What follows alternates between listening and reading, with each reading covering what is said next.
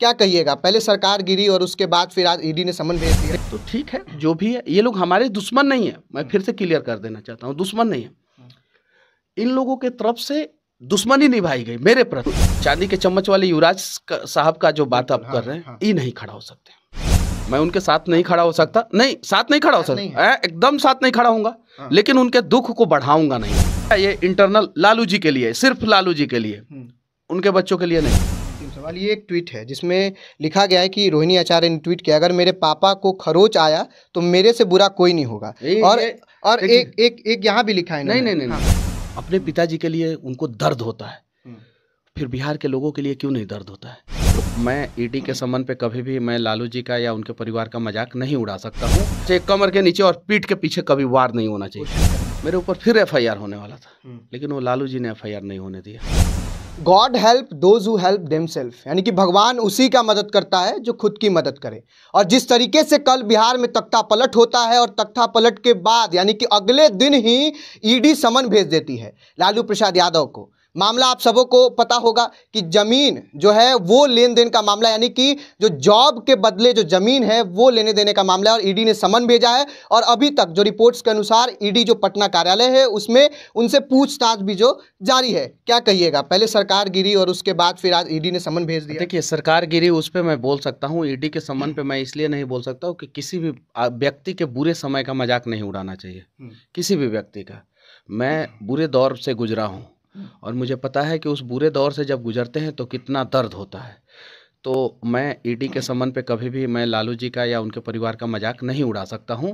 और लालू जी का ऐसे भी उम्र हो गया है, तो खैर उन्हें मेंटल या फिजिकल टॉर्चर तो खैर कुछ उन्हें नहीं करेगा, मेंटल भी टॉर्चर उन्हें नहीं करना चाहिए। मेरा जहाँ तक ये है, इस मैटर पे जो है मैं खिलाफ में कुछ नहीं बोलूँगा। हाँ, सरकार गिरा है, मैं खुश हूँ, ये बात सही है। मैंने कहा था 180 दिन के अंदर सरकार गिरना चाहिए, और मेरे कहने से हुआ है कि नहीं हुआ है मुझे नहीं पता, लेकिन मुझे इतना पता है कि सरकार 180 दिन से पहले गिर गई। उस पर मैं बोल सकता हूँ, लेकिन इस पे कुछ नहीं बोलूँगा। बिहार में भाजपा कह रही है कि भ्रष्टाचारियों का जमात है राजद, और इसी कारण से जब ईडी समन भेजी है, और इसके विपरीत ये भाजपा का अपना मैटर है। हम लोग भाजपा के नहीं हैं, हम लोग जो है राष्ट्रवादी हैं, हम लोग पत्रकार हैं, तो हम लोग जो है उन सारी चीज़ों पे बातचीत करेंगे। वो मैटर है, वो अपना है।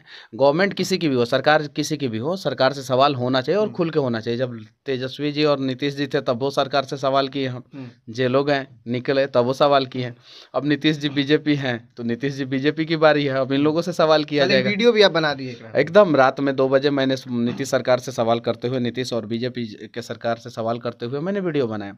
तो ये चीज़ें, ईडी अपना काम कर रहा है, ईडी सीबीआई अपना काम कर रहा है, और उनके परिवार वाले अपने काम कर रहे हैं। बस इस पे मैं कोई कटाक्ष तीखा टिप्पणी नहीं करूंगा, और मैं ऐसा कुछ बोलूंगा भी नहीं कि इस दुख के घड़ी में जो है उन्हें ठेस पहुंचे और दुख पहुंचे, क्योंकि ये दर्द मुझे पता है कि कितना परेशानी होता है। ये दर्द उनको भी पता होना चाहिए था। अगर उनको पता होता तो शायद वो मुझे परेशान ही नहीं करते। तो मैं तो भगवान से प्रार्थना करूंगा यही कि तेजस्वी जी के लिए नहीं करूंगा, कभी नहीं, लालू यादव के लिए हाँ करूंगा कि वो चारा घोटाला में जो भी था, जैसा भी था, उनको सज़ा मिला, सीबीआई कोर्ट से सज़ा मिला, वो सज़ा काटे। अब ये जो केस है उसमें वो बाइज्जत बरी हो जाए। मैं मेरा ये इंटरनल लालू जी के लिए, सिर्फ लालू जी के लिए, उनके बच्चों के लिए नहीं है, उनके लिए है। क्या कारण? लालू जी के लिए आपके मन में हमदर्दी है और तेजस्वी यादव के लिए नहीं है? जब मैं कोर्ट से बाहर आया था ना, मैं एक बार, और हाजत में जब मैंने बोला था ना, वीडियो जब वायरल हुआ था, तो जहाँ तक मुझे पता है मेरे ऊपर फिर एफआईआर होने वाला था, लेकिन वो लालू जी ने एफआईआर नहीं होने दिया। अच्छा, वो नहीं होने दिया। ये सच्चाई है, सच है। अरे उन्होंने संघर्ष किया है। देखिए, चारा घोटाला हुआ था, ये बात सत्य है। सबूत हुआ, ये भी बात सत्य है। घोटाला इनके कार्यकाल में हुआ था, ये भी बात सत्य है। सजा हुआ इनको, ये भी बात सत्य है। बात खत्म। अब जो है, अब जो भी है वो पॉलिटिकली है, नॉन पॉलिटिकली है, उस पर मैं कुछ कटाक्ष नहीं करना चाहता हूँ। लालू जी का उम्र जो है 75 साल से ऊपर है। हम उनके लिए बद्दुआ नहीं कर सकते हैं, नहीं कर सकते हैं उनके लिए। जिस तरीके से आपने बताया कि आप पे एक एफआईआर होने से लालू प्रसाद यादव ने रोका है, लेकिन वही जहाँ तक कि मुझे पता है। हाँ, अब मतलब कि इसका कोई सूत्र नहीं है और कंफर्म नहीं है। कंफर्म ये उन्होंने बोला कि नहीं रहने दो। हाँ, लेकिन लेकिन जो चीजें हैं उसके अनुसार तो ये है ना कि लालू यादव एक अलग रहा और तेजस्वी यादव का एक अलग रहा। आपको ऐसा लगता है? नहीं, दोनों परिवार है, अलग रहा नहीं हो सकता है, लेकिन कहीं नहीं तो कहीं उनको लगा होगा कि नहीं अभी, इसका बहुत सारा कारण हो सकता है, या तो सहानुभूति होगा उनका, या तो लगा होगा कि अगर एक FIR होगा तो और हाईलाइट होगा। तो देखिए, मैं तो मुंह पे बोलने वाले लोगों में से हूँ, जो भी है, मैं इस दुख के घड़ी में जो है मैं उनके साथ नहीं खड़ा हो सकता, नहीं साथ नहीं खड़ा हो सकता, एकदम साथ नहीं खड़ा हूँगा, लेकिन उनके दुख को बढ़ाऊंगा नहीं, मैं नहीं बढ़ा सकता मैं, और एकदम, और जिंदगी में कभी भी साथ नहीं खड़ा हूँगा मैं। उनके कार्यकाल में जंगल राज आया था, ये बात सत्य है, लेकिन ये जो ईडी का जो रेड है, कल सरकार गिरी, आज ईडी का जो रेड है उनके ऊपर, उनके परिवार के ऊपर हो, कोई दिक्कत नहीं है, लेकिन उनके ऊपर और राबड़ी देवी जी के ऊपर होगा तो हम उसका खिलाफत नहीं करेंगे, हम मीडिया में आके उसके लिए TRP नहीं लेंगे कभी। उम्र के लिहाज से भी, उम्र के लिहाज से सम्मान, उम्र के हिसाब से सम्मान देना चाहिए, बच्चों को और बुजुर्ग को सम्मान देना चाहिए, औरतों को सम्मान देना चाहिए, और बराबरी वाले अगर गलत करे तो उनसे छाती से छाती टकरा के लड़ना चाहिए, कमर के नीचे और पीठ के पीछे कभी वार नहीं होना चाहिए, क्वेश्चन करना चाहिए पूरा। हाँ एकदम, बिल्कुल, एकदम होगा क्वेश्चन।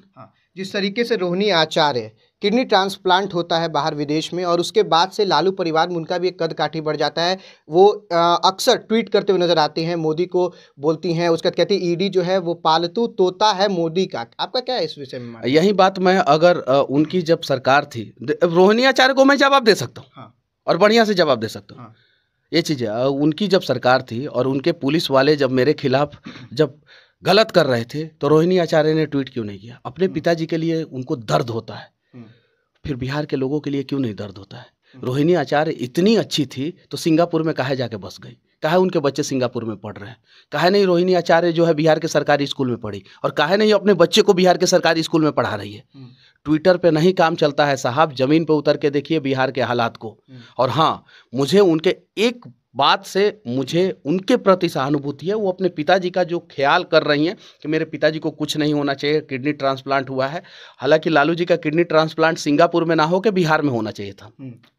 वो सिंगापुर से डॉक्टर भी मंगा सकते थे, IGIMS में हो जाता, PMCH में हो जाता, एम्स में हो जाता, बिहार में बड़े अस्पताल भी हो जाता, उनका सिंगापुर में वो अलग मैटर है।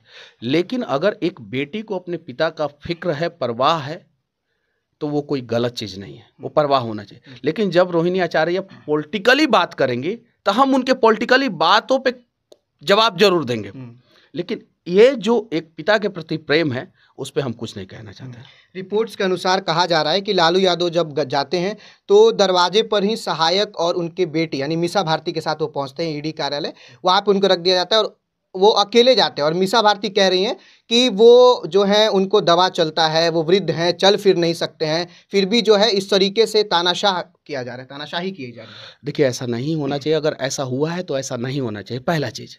दूसरा चीज़, ईडी के जो ऑफिसर्स होते हैं बहुत लॉयल और बहुत ईमानदार होते हैं, वो अपने कर्तव्य, वो अपने दायित्व का निर्वाह करना जानते हैं। तो मोदी के तो पालतू नहीं है ना? सुनिए, हम तो पालतू नहीं कह सकते, हमारे पास उतना पावर नहीं है। जो लोग कह रहे हैं उन्हीं लोगों को अगर हम पालतू कह दे तो हमारे ऊपर FIR हो जाएगा, ठीक है, हम नहीं कह सकते।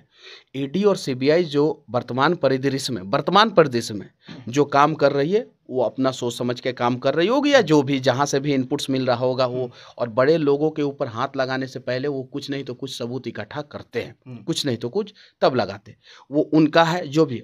लेकिन लालू जी का अगर तबीयत खराब है तो उनको उनके सपोर्ट के लिए, उनको उनके दवा के लिए एक आदमी उनके साथ मिलना चाहिए, सहायक के तौर पे। वो मैं नहीं जानता हूं कि मिला है कि नहीं मिला है, वो मैं नहीं जानता हूं कि ईडी वाले जो है वो दवा पहुंचा रहे हैं कि नहीं, दवा लेने से रोक रहे हैं, क्या कर रहे हैं, तो उस पे मैं इस रेड पे मैं फिर से मैं बोला कि इस रेड पे मैं कुछ नहीं बोलना चाहता हूँ। सहानुभूति है, वो बुजुर्ग व्यक्ति हैं, उनके साथ मेरी सहानुभूति है। बस मैं यही कहूँगा कि जैसे एक मनीष कश्यप लालू जी के साथ सहानुभूति रखता है, वैसे ही लालू जी और लालू जी का पूरा परिवार जो है पूरे बिहारियों के साथ सहानुभूति रखे। और कड़वे सवाल का मतलब ये नहीं होता है कि किसी को जेल में डालवा दिया जाए, कड़वे सवाल का मतलब ये होता है कि समझा जाए चीज़ों को और उसे सुधार किया जाए। मैंने तो बिहार के मजदूरों के लिए तेजस्वी जी से कड़वे सवाल पूछे थे, उसी वीडियो में, सेम वीडियो में नीतीश जी से भी पूछे थे, और सेम वीडियो में केंद्र सरकार से भी मैंने कड़वा सवाल पूछा था। आखिर मेरा क्या गुनाह था? मेरी माँ भी तो रो रही थी, उन्हें भी तो दर्द हुआ होगा। मेरे पिताजी जो है उनका BP जो है 64 हो गया था, मेडिकल रिपोर्ट है, मेडिकल रिपोर्ट है, आर्मी के व्यक्ति हैं, 64 बीपी हो गया था, मेडिकल रिपोर्ट है। कहिएगा आशुतोष जी तो मैं आपको दिखा दूंगा वो मेडिकल रिपोर्ट। मेरे पिताजी का दर्द नहीं है। तो इस दर्द से मैं गुजरा हूँ, इसलिए मैं इस पीड़ा को समझ सकता हूँ, और इसलिए मैं इस पीड़ा पे जो है मैं एक शब्द भी जो है ऐसा नहीं कहूँगा जिससे जो है उनकी पीड़ा और बढ़े। उनके पीड़ा को अगर मनीष कश्यप कम नहीं कर सकता है तो उनके पीड़ा को बढ़ाने का प्रयास मनीष कश्यप कभी नहीं करेगा। उम्र में तो बड़े हमारे पिताजी भी होते हैं और भी तमाम लोग होते हैं, लेकिन घरों में जब हम प्रश्न करते हैं, क्योंकि लोग कहते हैं कि पूरा देश जो वसुदेव कुटुंबकम है, भारत हो चाहे बिहार हो, सब एक समाज है, लेकिन जब यहाँ के नेताओं से प्रश्न किया जाता है तो यहाँ के नेता आप पे FIR कर देते हैं। लेकिन वही प्रश्न अगर हम घर पे सभी लोग नहीं करते हैं। हाँ। गिरिराज सिंह जी से मैंने बेगूसराय में जाके बहुत सारा सवाल किया था, बहुत सारा एग्रेसिवली सवाल किया था।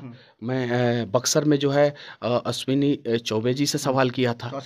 चौसा पावर प्लांट का वीडियो है, सब जाके देख सकते हैं।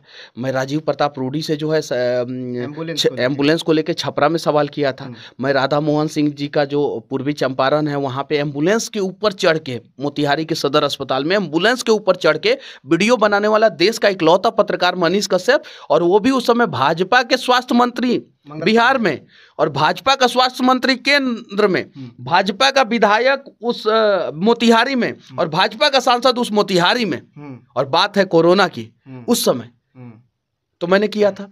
तो सब लोग FIR नहीं करते, ये लोग भी चाहते तो FIR कर सकते हैं, सब लोग नहीं करते।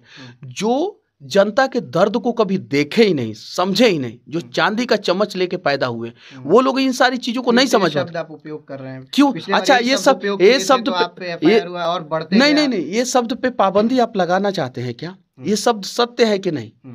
चांदी का चम्मच किस चीज का प्रतीक? बिहार की जनता तय कर देगी ना। तो बिहार की जनता ने तय किया है, बिहार का जनता ने तय किया है कि बिहार का नवनिर्माण के लिए, बिहार के स्वाभिमान के लिए अब लड़ना है, और बिहार की जनता लड़ना शुरू कर दी है। अब गरीब का बेटा जो है ना, उसकी कहानी दिखाई जाएगी, गरीबों की कहानी दिखाई जाएगी।